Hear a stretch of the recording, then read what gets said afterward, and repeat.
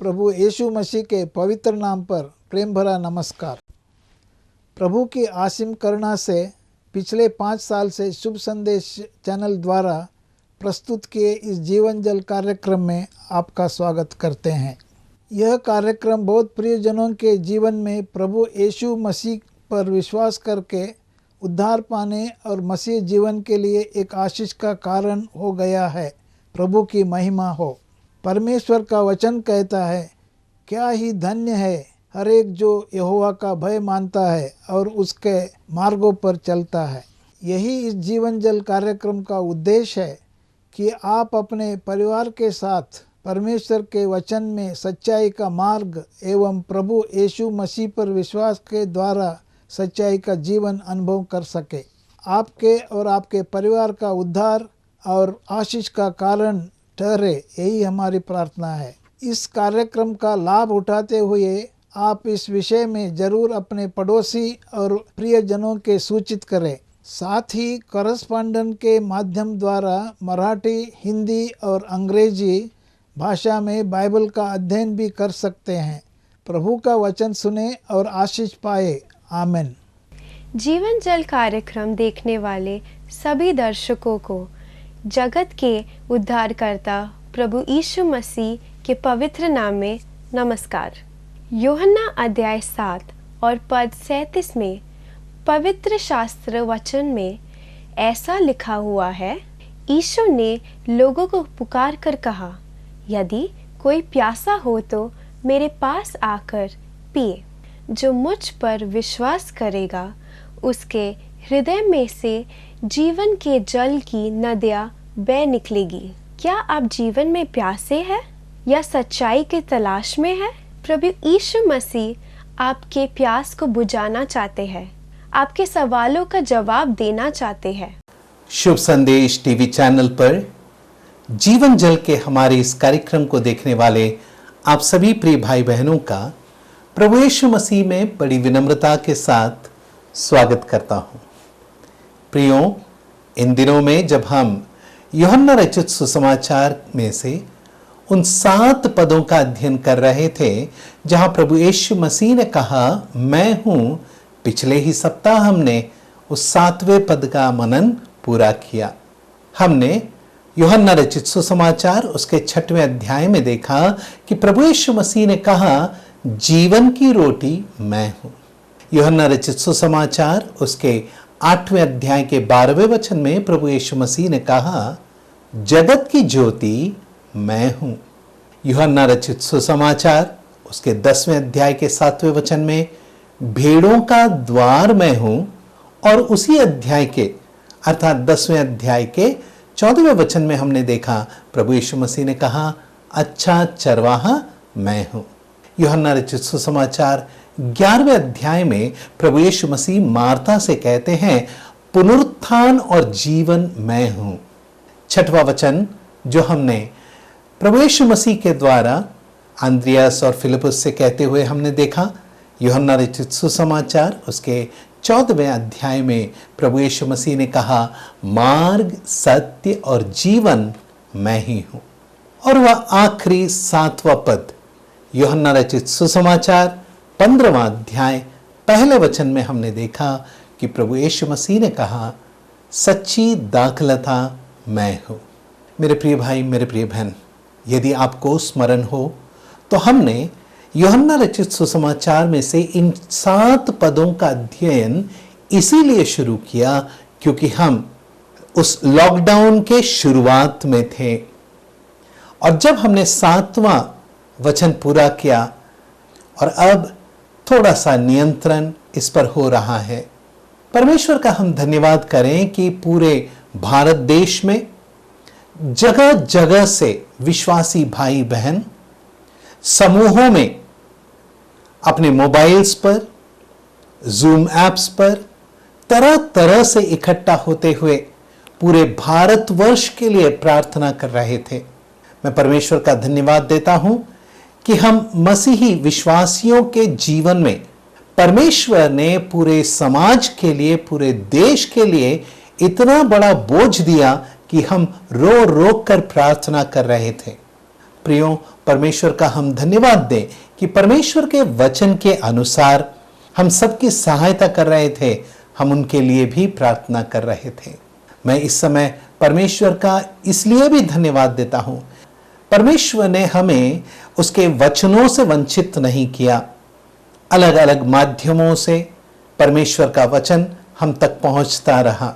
हम स्थानिक कलीसिया के भवन में इकट्ठा न हो पा रहे थे, लेकिन हम अपने घरों में रहकर इस तरह जो सोशल मीडिया है या जूम ऐप है या अलग अलग तरह के गूगल मीट हैं, अलग अलग तरह के जो पद्धतियां थी, यहां पर हम इकट्ठा होकर परमेश्वर के वचन को सुन रहे थे, सीख रहे थे और न केवल प्रोत्साहन पा रहे थे, लेकिन प्रार्थना में हम लौलीन थे। मैं इस विषय के लिए परमेश्वर का धन्यवाद करता हूं। इस दौरान परमेश्वर ने हमें प्रभु यीशु मसीह के द्वारा कहे गए इन 7 वचनों से सांत्वना दिया। इसके लिए मैं परमेश्वर का धन्यवाद करता हूं। लेकिन प्रियो, आज मैं एक विशेष मुद्दे के साथ आपके पास आया हूं। इन पूरे 1.5 साल के समय में हमारे कितने ही प्रियजन प्रभु के पास महिमा में चले गए, प्रभु के अनुग्रह से वे बुला लिए गए और वे हमें यहां पर छोड़कर चले गए। इन दिनों में कई परमेश्वर के दास, परमेश्वर के सेवक, परमेश्वर के कलीसिया के अगुवे और कितने ही हमारे प्रिय भाई बहन, हमारे रिश्तेदार, माता पिता, भाई बहन, बच्चे, कितने ही इस महामारी के चपेट में आ गए और वे हमें यहाँ छोड़कर प्रभु के पास चले गए। हमारे मनों में सांत्वना है, हमारे मन में धीरज है, धैर्य है, एक धन्य आशा है। क्यों? क्योंकि प्रभु यीशु मसीह पर जिन्होंने विश्वास किया उन्होंने उद्धार पाया और वे प्रभु के पास सुरक्षित हैं। प्रियो, इतना ही नहीं, मुझे स्मरण आता है कि प्रभु यीशु मसीह के पास जो हैं, जब प्रभु आएंगे तो वे भी प्रभु के साथ महिमा में आएंगे। यदि प्रभु के आगमन तक हम इस पृथ्वी पर बने रहें तो हम उनके साथ मध्य आकाश में मिलेंगे। कितना धन्य सौभाग्य और आशा हमारा है। यदि हम प्रभु के आगमन से पहले ही इस देह को छोड़ दें और यह मिट्टी जो है मिट्टी में मिला दिया जाए तो हम प्रभु के साथ महिमा में आएंगे। इन सारी बातों को जब हम स्मरण करते हैं, एक सवाल जो हमारे प्रिय भाई शालूटी नयनन ने कहा था वह याद आता है। भाई ने एक ब्रदर जॉनसन, उनके जो अंतिम यात्रा होता है पार्थिव देह के, उस अंतिम यात्रा के वचन की सेवकाई के दौरान कहा, सवाल यह नहीं है कि परमेश्वर ने उन्हें क्यों बुला लिया, लेकिन सवाल यह है कि परमेश्वर ने हमें क्यों रख छोड़ा है। प्रियो, जब मैं आपके साथ यूहन्ना रचित सुसमाचार में से इन 7 पदों पर मनन कर रहा था, मैं कुछ महीनों से इस विषय पर मनन कर रहा था। परमेश्वर के अगुवाई में पवित्र शास्त्र से जो संदेश मुझे मिला, वही संदेश आज मैं आपके साथ बांटना चाहता हूं। सवाल यह नहीं है कि परमेश्वर ने उन्हें हमसे पहले क्यों बुला लिया। प्रियो, याद रखें, सवाल यह है कि परमेश्वर ने हमें यहां क्यों रख छोड़ा है। आइए प्रियो, इस सवाल के उत्तर को ढूंढने के लिए हम फिलिपियों को लिखी गई पत्रिका उसके पहले अध्याय के 21वें वचन से 25वें वचन तक पढ़े। क्योंकि मेरे लिए जीवित रहना मसीह है और मर जाना लाभ है। पर यदि शरीर में जीवित रहना ही मेरे काम के लिए लाभदायक है तो मैं नहीं जानता कि किसको चुनूं, क्योंकि मैं दोनों के बीच अधर में लटका हूं। जी तो चाहता है कि कूच करके मसीह के पास जा रहूं, क्योंकि यह बहुत ही अच्छा है, परंतु शरीर में रहना तुम्हारे कारण और भी आवश्यक है, इसलिए कि मुझे इसका भरोसा है। अतः मैं जानता हूं कि मैं जीवित रहूंगा, वरन तुम सबके साथ रहूंगा, जिससे तुम विश्वास में दृढ़ होते जाओ और उसमें आनंदित रहो। पढ़े गए इस भाग पर परमेश्वर की बहुतायत की आशीष हो। प्रियो, जब हम इस भाग में से पढ़ रहे हैं, फिलिपियों को लिखी गई पत्रिका पहले अध्याय के 21वें वचन से लेकर 25वें वचन तक जब हम पढ़ रहे थे, यहां पौलुस के मन की एक दुविधा को हम देखते हैं। पौलुस आपकी तरह, मेरी तरह मनुष्य था, और जैसे पौलुस कहता है, वह हमारी तरह सुखभोगी मनुष्य था। अर्थात उसे भी इस संसार में इस शरीर के सारे जो परेशानियां, तकलीफ, आनंद, दुख, सारी बातों का अनुभव उसे था। ऐसे में प्रियो, परमेश्वर के पवित्र आत्मा के द्वारा पौलुस अपने जीवन में कुछ गंभीर बातों को सीख रहा था और उनके अनुसार उसने अपने अनुभवों को पत्रिकाओं में लिखा। जैसे रोमियों को लिखी गई पत्रिका 7वें अध्याय के 24वें वचन में पौलुस कहता है, हाय, कौन मुझे इस मरणहार देह से छुड़ाएगा। पौलुस की समस्या क्या थी? वहां पौलुस की समस्या यह थी कि पौलुस जो अच्छा करना चाहता था वह कर नहीं पा रहा था, और जो बुरा नहीं करना चाहिए वह करता था। अर्थात उसके पुराने मनुष्यत्व और नए मनुष्यत्व के बीच में एक युद्ध था। यह युद्ध केवल विश्वासी के जीवन में हो सकता है जिसने प्रभु यीशु मसीह पर विश्वास किया है। एक अविश्वासी के जीवन में यह युद्ध कभी नहीं होगा, क्योंकि नया मनुष्यत्व उद्धार पाए हुए विश्वासी का ही हो सकता है।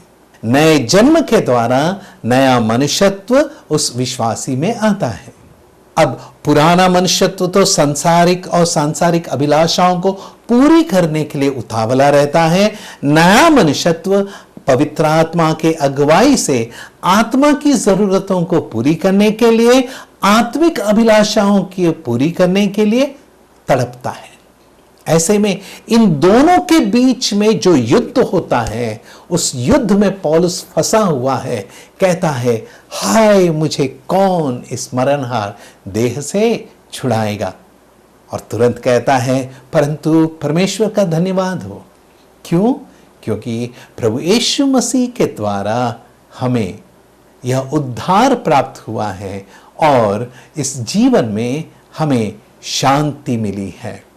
इसी तरह प्रियो, फिलिपियों को लिखी गई पत्रिका उसके पहले अध्याय के इस भाग में हम पौलुस के जीवन में एक चुनाव का युद्ध देखते हैं। चुनाव का युद्ध क्या है? मतलब पौलुस सुविचार कर रहा है, पौलुस सोच रहा है कि इस जगत में रहना या प्रभु के पास जाना, इन दोनों में उत्तम क्या है। मैं मरकर प्रभु के पास चले जाऊं या फिर जीवित रहते हुए यहां इस संसार में मैं सेवा करूं, इन दोनों में मेरे लिए उत्तम क्या है। इस चुनाव में जब पौलुस फंसा हुआ है, इस चुनाव के उत्तर में हमें एक संकेत मिलता है कि हमारा यहां पृथ्वी पर रहना कितना जरूरी है। जब हमारे प्रियजन हमें छोड़कर प्रभु के पास हमसे पहले चले गए हैं और प्रभु ने हमें इस पृथ्वी पर रख छोड़ा है, तो प्रियो, हमारे लिए कितना जरूरी है हम समझ सकें कि परमेश्वर की इच्छा हमारे लिए इस पृथ्वी पर क्या है। फिलिपियों को लिखी गई पत्रिका उसके पहले अध्याय के 20वें वचन में हम पढ़ते हैं, क्योंकि मेरे लिए जीवित रहना मसीह है और मर जाना लाभ है। गलातियों को लिखी गई पत्रिका दूसरे अध्याय के 20वें वचन में पौलुस कहता है, मैं नहीं परंतु मसीह मुझ में जीवित है। इसका अर्थ क्या है? इसका अर्थ यह है कि पौलुस जिसने उद्धार पाया, जिसने प्रभु यीशु मसीह पर अपने प्राणों के लिए, अपने जीवन के लिए विश्वास किया और वह प्रभु यीशु मसीह के हाथों में सुरक्षित है, अब वह अपना जीवन अपनी इच्छा के अनुसार नहीं, अपनी अभिलाषाओं को पूरी करने के लिए नहीं, अपनी लालसाओं को पूरी करने के लिए नहीं, लेकिन प्रभु की इच्छा को पूरी करने के लिए जी रहा है।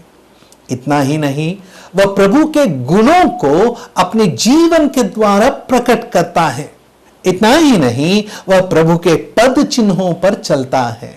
मेरे प्रिय भाई, मेरे प्रिय बहन, पहले कोरिन्थियों को लिखी गई पत्रिका उसके 11वें अध्याय के पहले वचन में हम पढ़ते हैं, तुम मेरी सी चाल चलो क्योंकि मैं मसीह की चाल चलता हूं। Be ye imitators of me as I am imitator of Christ.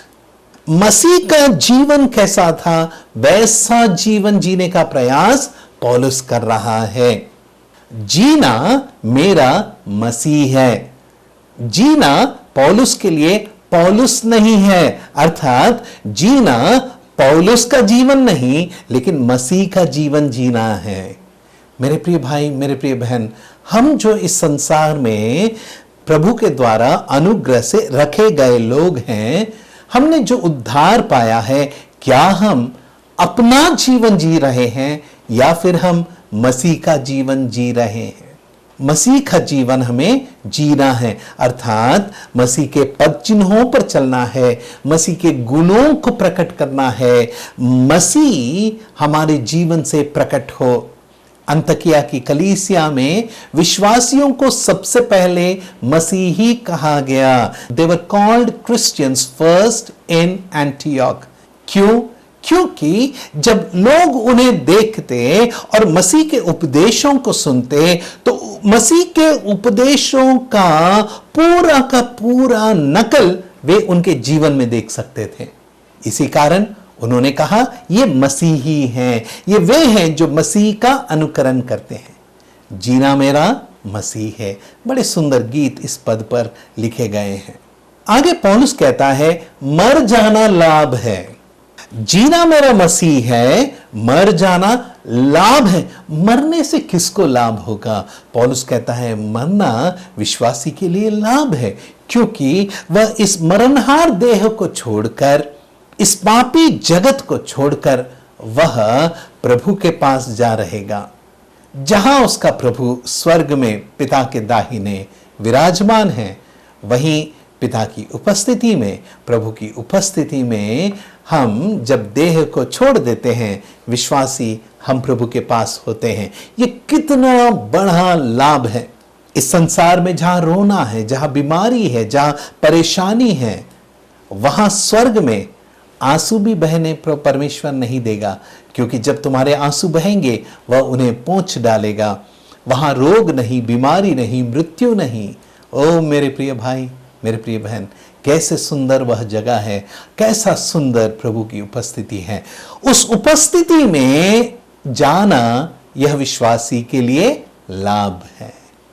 आगे जब हम 22वें वचन को पढ़ते हैं, देखिए 22वें वचन में, पर यदि शरीर में जीवित रहना मेरे काम के लिए लाभदायक है तो मैं नहीं जानता किसको चुनूं।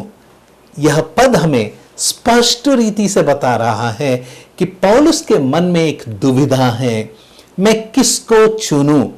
आगे 23वें वचन में, क्योंकि मैं इन दोनों के बीच अधर में लटका हूं।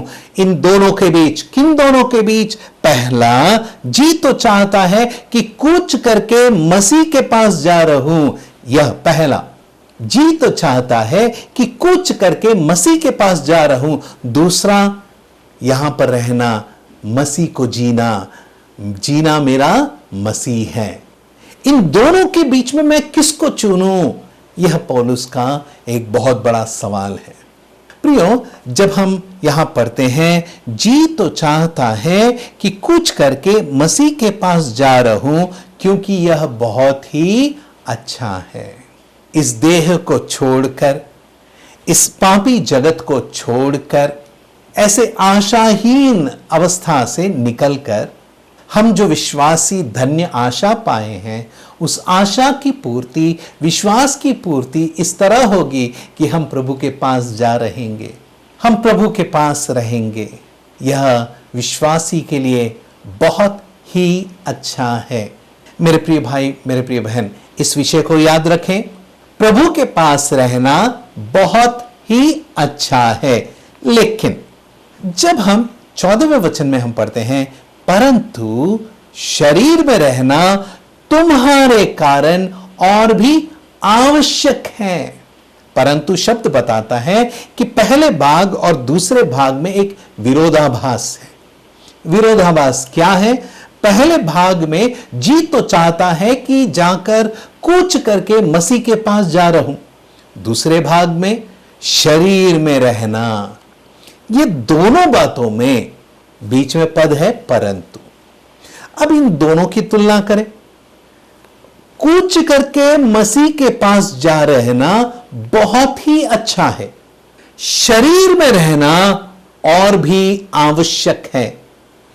अच्छा है, आवश्यक है, बहुत ही अच्छा है और भी आवश्यक है। अब इन दोनों में हम किसे चुने? एक विश्वासी इन दोनों में से किसको चुने? यह सवाल पौलुस का है और पौलुस इसी भाग में हमें उत्तर देता है। इसीलिए इन दोनों पदों को ध्यानपूर्वक देखें।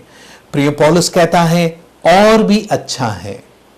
जी तो चाहता है कि कुछ करके मसीह के पास जा रहूं, यह बहुत अच्छा है, यह बहुत अच्छा है। This is the ultimate end of A believer.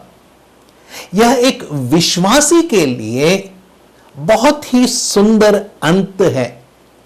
हर एक विश्वासी का जीवन जो इस पृथ्वी पर समाप्त होता है वह ऐसा ही होगा कि वह प्रभु के साथ होगा, वह प्रभु के पास होगा, वह प्रभु की उपस्थिति में होगा। यह एक विश्वासी के जीवन का सुंदर अंत है। अब ये विश्वासी आज कुछ करके जाता है, एक सप्ताह के बाद कुछ करके जाएगा, या एक वर्ष के बाद या 10 वर्ष के बाद, कभी भी जब वह इस पृथ्वी से कुछ करके जाए तो वह प्रभु के पास जा रहेगा।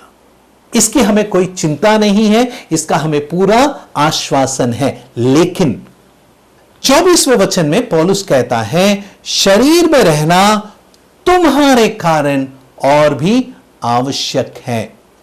प्रियो, शरीर में रहना पौलुस अपने विषय में नहीं कह रहा, लेकिन दूसरों के लिए और भी आवश्यक है कह रहा है।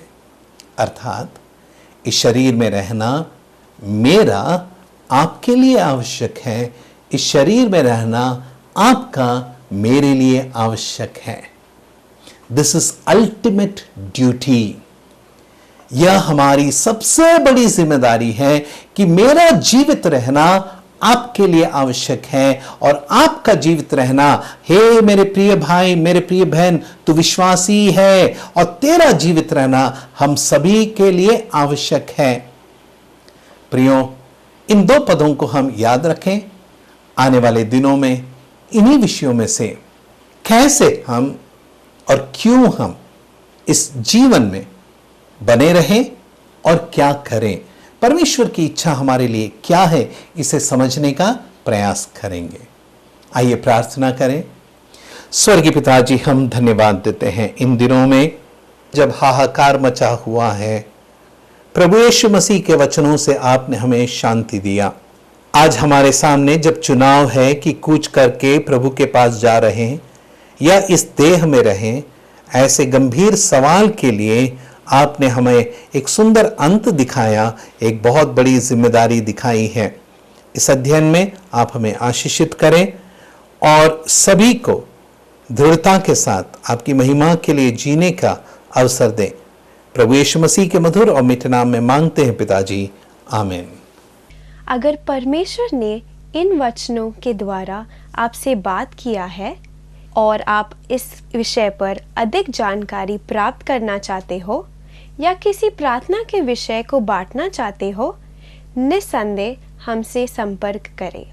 हमारा पता Jeevan Jal Nav Bhavna building 422 SVS road, post box number 19161, Prabha Devi, Mumbai 400025।